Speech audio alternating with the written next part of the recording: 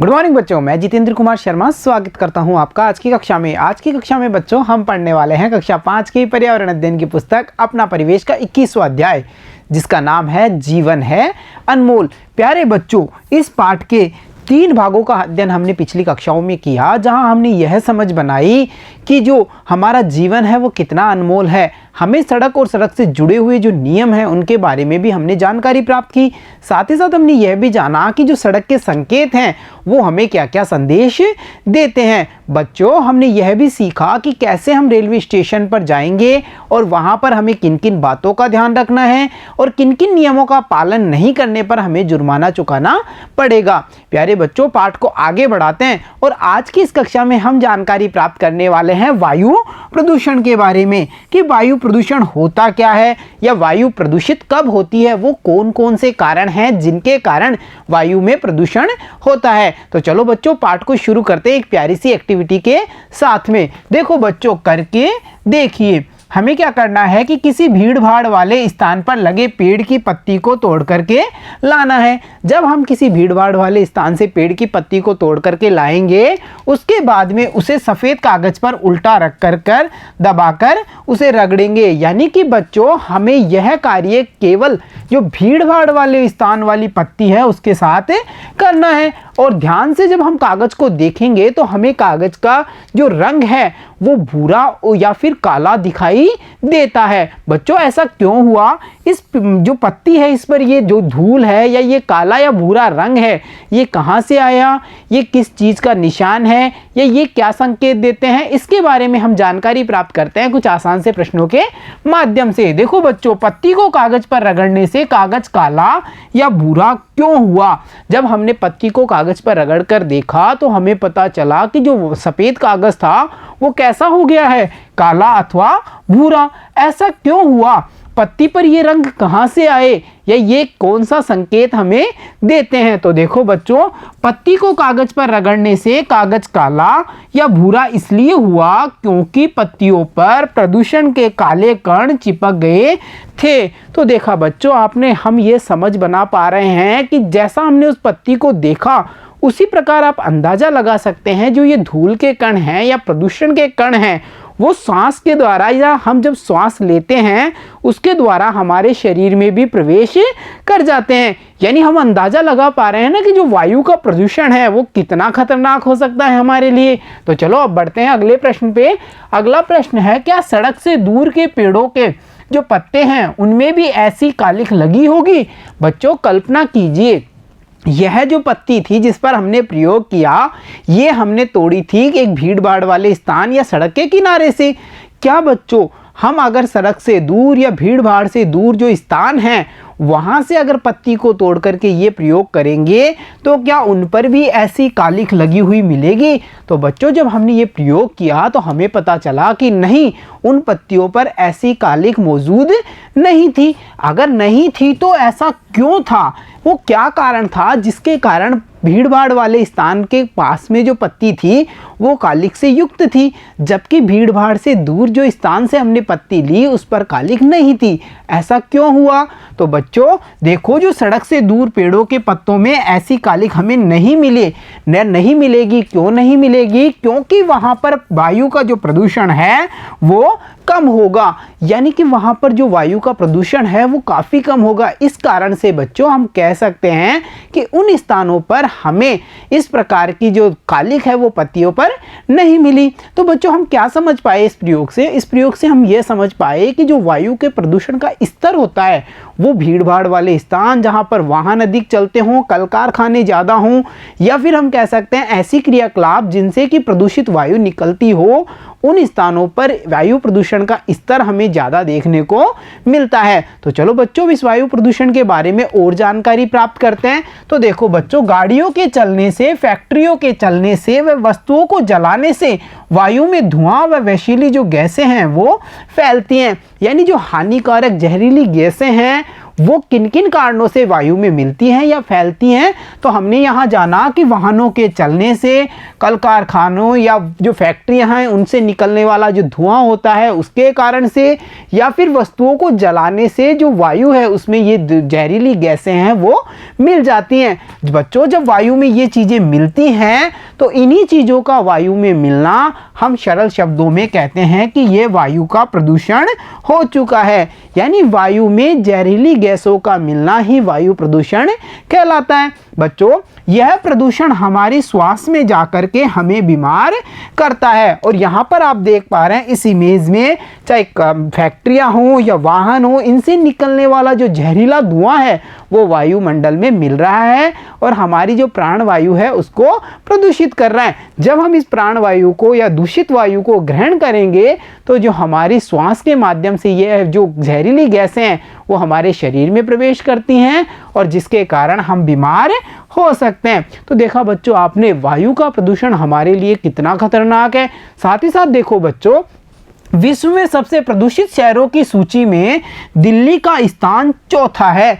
यानी हमारी जो राजधानी है, भारत की राजधानी दिल्ली, तो दिल्ली का जो स्थान है बच्चों विश्व में सबसे प्रदूषित शहरों की सूची में हमने देखा उसने चौथा स्थान प्राप्त किया है। यानी आप समझ सकते हैं दिल्ली में कितना प्रदूषण होगा। साथ ही साथ देखो बच्चों, इस स्थिति से निपटने के लिए जो उच्चतम न्यायालय है उसके आदेशों से 2010 तक दिल्ली के सार्वजनिक यातायात साधनों को प्राकृतिक गैस से चलाने वाले वाहनों में बदलने का आदेश दिया गया। यानी बच्चों, स्थिति की गंभीरता को समझते हुए जो सुप्रीम कोर्ट यानी कि उच्चतम न्यायालय है उसने 2010 तक के लिए एक आदेश पारित किया कि 2010 तक सरकार को ऐसे प्रयास करने हैं कि जो दिल्ली में चलने वाले सार्वजनिक वाहन है, सार्वजनिक वाहन मतलब ऐसे वाहन जिसका उपयोग सभी लोग करते हैं, जैसे सार्वजनिक बसें हों या सार्वजनिक जो हम कह सकते हैं सार्वजनिक वाहन मतलब ऐसे वाहन जिनका उपयोग सभी लोग करते हैं, जैसे सार्वजनिक बसें हों या फिर जैसे टैक्सी जैसे वाहन हो। यानी जो सार्वजनिक वाहन होंगे उन्हें चलाने के लिए दिल्ली में 2010 तक ऐसी व्यवस्थाएं की जाए कि इनमें ईंधन के रूप में प्राकृतिक गैस का उपयोग किया जाना चाहिए। बच्चों, वाहनों को चलाने के लिए कई सारे प्रकार के ईंधनों का उपयोग किया जाता है। हम आगामी पाठ यानी अध्याय 22 में इसका विस्तार से अध्ययन करेंगे। फिर भी जानकारी के लिए हमें पता होना चाहिए पेट्रोल, डीजल आदि से वाहनों को चलाया जाता है। वैसे ही बच्चों, प्राकृतिक गैस का उपयोग करके भी इन वाहनों को चलाया जाता है। तो सुप्रीम कोर्ट ने आदेश यह दिया कि 2010 तक इन सार्वजनिक वाहनों को हमें प्राकृतिक गैस से चलने वाले वाहनों के रूप में बदलना होगा या विकसित करना होगा। बच्चों, इससे क्या होगा, इससे जो प्रदूषण का स्तर है वो काफ़ी कम हो जाएगा। साथ ही साथ देखो बच्चों, सड़क या भवन की या चार दीवारी के बीच में यदि कोई पेड़ आ रहा है तो पेड़ नहीं काटा जा रहा है, वरन सड़क, फुटपाथ व दीवार को घुमा दिया जा रहा है। तो देखा बच्चों आपने, साथ ही साथ जनता भी इतनी जागरूक हो रही है कि अगर उन्हें कोई भवन निर्माण करना है, कोई चार दीवारी निर्माण करनी है या सड़क का निर्माण भी सरकार द्वारा करवाया जा रहा है, तो इन सब बातों को ध्यान में रखा जा रहा है कि कोई भी पेड़ को नुकसान ना पहुंचे। साथ ही साथ बच्चों, यह भी प्रयास किया जाता है अगर कोई वृक्ष इन निर्माणों के बीच में आ रहा है तो इन निर्माणों की जो दिशा है उसे घुमा दिया जाता है, यानी वृक्ष को कोई भी हानि नहीं पहुंचाई जाती, जिसके उदाहरण बच्चों हम यहाँ पर देख पा रहे हैं। यानी जब भवन का निर्माण किया गया तो ये वृक्ष भवन के बीचों बीच थे। इनका निर्माण कुछ इस प्रकार से किया गया है कि वृक्षों को कोई भी नुकसान नहीं पहुंचाए। तो देखा बच्चों आपने, इन वृक्षों को बचा करके ही हम जो वायु प्रदूषण है उसके स्तर को कम कर सकते हैं। तो चलो बच्चों, अब प्राप्त ज्ञान का उपयोग करते हैं और कुछ आसान से प्रश्नों को हल करते हैं। चर्चा कीजिए व बताइए। देखो बच्चों, किस किस जगह वायु में प्रदूषण अधिक होगा, यानी हमें बताना है कि वो कौन कौन सी जगह होंगी जहां हमें वायु प्रदूषण का स्तर ज़्यादा देखने को मिल सकता है। तो बच्चों हम कह सकते हैं जहां फैक्ट्रियां अधिक होंगी, जहां स्वचालित वाहन अधिक चलते होंगे, जहां वस्तुओं को जलाया जाता होगा, वहां वायु में प्रदूषण अधिक होगा। क्योंकि हमने जाना था वायु प्रदूषण के कारण हैं फैक्ट्रियों से निकलने वाला जो धुआं है वो, वाहनों के चलने पर निकलने वाला धुआं, और अगर वस्तुओं को जलाते हैं तो उनसे निकलने वाली जो विषैली गैसें हैं वो अगर वायुमंडल में मिलती हैं तो हमारी वायु प्रदूषित होती है। जहाँ ये क्रियाकलाप ज़्यादा होंगे वहाँ पर वायु प्रदूषण अधिक होगा। तो देखा बच्चों आपने, हमने इस प्रश्न के माध्यम से जाना कि किन किन स्थानों पर वायु का प्रदूषण अधिक होगा। तो चलो अब बढ़ते हैं अगले प्रश्न पे। अगला प्रश्न है, वायु में प्रदूषण को कैसे कम कर सकते हैं। यानी हमें यहाँ वो उपाय बताने हैं जिनके माध्यम से हम वायु प्रदूषण को कम कर सकते हैं। तो देखो बच्चों, हम ये काफ़ी सारे उपाय हैं जिनको अपना करके जो वायु का प्रदूषण है उसे कम कर सकते हैं। जैसे सीएनजी गैस या सौर ऊर्जा से चालित, बैटरी से चालित या गाड़ियों को चलाएं। मतलब हमें जो परंपरागत ईंधन है यानी पेट्रोल डीजल है उनके स्थान पर सीएनजी गैस या सौर ऊर्जा का प्रयोग करना चाहिए वाहनों को चलाने के लिए। साथ ही साथ देखो बच्चों, अधिक से अधिक संख्या में पेड़ लगाने चाहिए और फैक्ट्रियों से निकलने वाली जो विषैली गैस है उसको कम से कम वातावरण में छोड़ना चाहिए। यानी हमें कुछ ऐसा प्रयोग करना चाहिए या ऐसे उपाय अपनाने चाहिए जिससे जो ये विषैली गैस है ये वायुमंडल में कम मात्रा में मिल पाए। ये सब वो कारण हैं जिनके द्वारा हम वायु प्रदूषण को कम कर सकते हैं। साथ ही साथ देखो बच्चों, हम क्या करें कि हवा में धुआं और विषैली गैसें कम हो जाएं। यानी ऐसे कौन कौन से उपाय हों जिनके द्वारा या जिनको अपना करके हम जो हवा में धुआं और विषैली गैसें हैं वो कम हो जाएं। तो देखो बच्चों, इसके भी काफ़ी सारे तरीके हैं जिनके द्वारा हम हवा में इन गैसों की जो मात्रा है उसको कम कर सकते हैं। कैसे? अधिक से अधिक पेड़ लगाने चाहिए क्योंकि वृक्ष इस विषैली वायु को शोषित करते हैं और बदले में हमें देते हैं ऑक्सीजन। वृक्ष निर्माण करते हैं ना प्राणवायु का। हमने जाना था भोजन बनाते समय वृक्ष कार्बन डाइऑक्साइड ग्रहण करते हैं और जो ऑक्सीजन है उसे छोड़ते हैं। तो बच्चों, अधिक से अधिक संख्या में हमें वृक्ष लगाने चाहिए। कार और मोटरसाइकिल के स्थान पर साइकिल का प्रयोग करना चाहिए।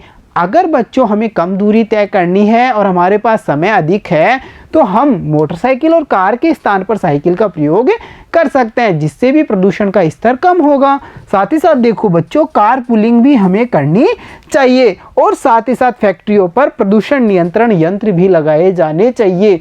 बच्चों, कार पुलिंग मतलब अगर एक व्यक्ति किसी ऑफिस जा रहा है और अन्य व्यक्ति को भी उसी ऑफिस या उसी स्थान पर जाना है तो दोनों व्यक्तियों को यह कोशिश करनी चाहिए कि अलग अलग वाहन ले जाने के बजाय वो एक ही वाहन में यात्रा करें। इससे प्रदूषण काफ़ी कम होगा। साथ ही साथ बच्चों, फैक्ट्रियों पर भी प्रदूषण नियंत्रण यंत्र लगाए जाने चाहिए जिनके माध्यम से हम जो प्रदूषण का स्तर है उसे काफ़ी कम कर सकते हैं। तो बच्चों चलो बढ़ते हैं आगे और देखते हैं कि इस पूरे अध्याय यानी कि जीवन है अनमोल नामक पाठ से हमने अब तक क्या क्या सीखा है। तो शुरू करते हैं। हमने सीखा, देखो बच्चों, हमने यह जाना कि हमें यातायात के नियमों का पालन करना चाहिए। साथ ही साथ हमने यह भी चर्चा की थी कि ये जो नियम है वो हमें परेशान करने के लिए नहीं बनाए गए अपितु हमारी सुरक्षा के लिए बनाए गए। और हमने यह भी जाना कि किसी लावारिस पड़ी वस्तु को छूना नहीं चाहिए। संबंधित पुलिस थाने को उसकी सूचना दे देनी चाहिए क्योंकि बच्चों ये लावारिस वस्तु बम भी हो सकती है या हमारे लिए घातक भी हो सकती है। साथ ही साथ हमने यह जाना कि वाहनों के अधिक संचालन से वायु प्रदूषण होता है। इसके अलावा हमने वायु प्रदूषण के जो अन्य कारण हैं जैसे फैक्ट्रियों से निकलने वाला जहरीला धुआं या फिर हम कह सकते हैं वस्तुओं को जलाना, इनके बारे में भी विस्तार से जानकारी प्राप्त की थी। तो देखा बच्चों, आपने इस अध्याय से हमने कितना सारा ज्ञान प्राप्त किया। जब हमने इतना सारा ज्ञान प्राप्त कर लिया है तो अब समय है कि सीखे गए ज्ञान का उपयोग करते हैं और शुरू करते हैं जाना समझा अब बताइए। तो देखो बच्चों, जाना समझा अब बताइए में हमारा पहला प्रश्न है, सड़क पर चलते समय किन किन बातों का ध्यान रखना चाहिए। यानी वो कौन कौन सी बातें होंगी जिनका ध्यान हमें सड़क का उपयोग करते समय रखना है। तो बच्चों देखो, हमें जैसे यह पता होना चाहिए कि सड़क पर हमेशा बाईं ओर चलना चाहिए। लाल बत्ती होने पर वाहन जेब्रा क्रॉसिंग से पहले रोक देना चाहिए। साथ ही साथ हमें यह भी पता होना चाहिए कि हरी बत्ती होने पर ही चौराहे को पार करना चाहिए। गति सीमा से अधिक होने पर वाहन नहीं चलाना, मतलब कि हमें यह कोशिश करनी है कि जो हमारे वाहन की गति है वो हमारे नियंत्रण में हो, उसे गति की जो सीमा है उससे अधिक पर नहीं चलाना है। और साथ ही साथ देखो बच्चों, वाहन चलाते समय मोबाइल पर बात नहीं करनी है, नशे में गाड़ी नहीं चलानी है, दो पहिया वाहनों का उपयोग करते समय हेलमेट का प्रयोग करना है और साथ ही साथ कार चलाते समय सीट बेल्ट का उपयोग भी करना होगा। तो बच्चों ये वो सारे नियम हैं जो सड़क का उपयोग करते समय हमें ध्यान में रखने हैं। तो चलो बच्चों अब बढ़ते हैं अगले प्रश्न पे। अगला प्रश्न है, विद्यालय के सामने से निकलने पर क्या सावधानी रखनी चाहिए। प्यारे बच्चों, जब हमने संकेतों का अध्ययन किया था तो हमने यह देखा था कि विद्यालय के पास में एक संकेत होता है जिस पर बच्चों के चिन्ह होते हैं जो स्कूल की ओर जा रहे होते हैं। यानी कि उस चिन्ह का क्या मतलब है, उसका पालन करते हुए हमें विद्यालय को पार करना चाहिए। तो देखो बच्चों, वो चिन्ह यह कहता है कि जो आपकी गाड़ी की तीव्रता है उसे कम करना है, क्योंकि आगे विद्यालय है, यहाँ पर बच्चों का आना जाना है, आपको गाड़ी एक निर्धारित गति सीमा में ही चलानी है। तो हम कह सकते हैं कि विद्यालय के सामने से निकलने पर अपनी गाड़ी की तीव्रता कम कर लेनी चाहिए तथा अनावश्यक या जो तेज हॉर्न है वो नहीं बजाना चाहिए। यदि बच्चे रोड पार कर रहे हों तो रुक करके उनके निकलने का इंतजार करना चाहिए। तो ये वो सारी धातव्य बातें हैं जो हम विद्यालय के सामने से जब निकलते हैं वाहन लेके तो हमें ध्यान रखना है इन सब बातों का। तो चलो बच्चों अब बढ़ते हैं अगले प्रश्न पे, और अगला प्रश्न है, वायु प्रदूषण के क्या क्या कारण हैं। यानी बच्चों ये प्रश्न तो हमारे लिए कितना आसान होगा। जब हमने वायु प्रदूषण को जाना था तो हमने उसके सारे कारणों को विस्तार से समझा था और उन्हीं कारणों को हमें यहाँ पर बताना है। तो देखो बच्चों, जो वायु प्रदूषण के प्रमुख कारण हैं वो हैं, फैक्ट्रियों से निकलने वाले विषैले धुएं से वायु प्रदूषण होता है। यानी फैक्ट्रियों से निकलने वाला जहरीला धुआं वायुमंडल में मिलकर के वायु को प्रदूषित करता है। साथ ही साथ हमने यह भी जाना कि वाहनों से निकलने वाला धुआं भी वायु प्रदूषण का कारण है, और अगर वस्तुओं को हम जलाते हैं तो उनसे निकलने वाली जो धुआं है या गैस है उनसे भी वायु प्रदूषित होती है। तो ये सारे वो कारण हैं जो वायु प्रदूषण के प्रमुख कारण हैं। तो देखा बच्चों आपने, हमने यहाँ जाना वायु प्रदूषण के अलग अलग कारणों को। तो प्यारे बच्चों, जब हमने इतना सारा ज्ञान प्राप्त किया, इतने सारे अभ्यास प्रश्नों का हल किया है, तो अब समय है इस अध्याय से हमने क्या शिक्षा प्राप्त की। तो चलो शिक्षा को देखते हैं। यातायात के सभी नियमों का करो पालन, सुरक्षित रहो एवं स्वस्थ करो जीवन यापन।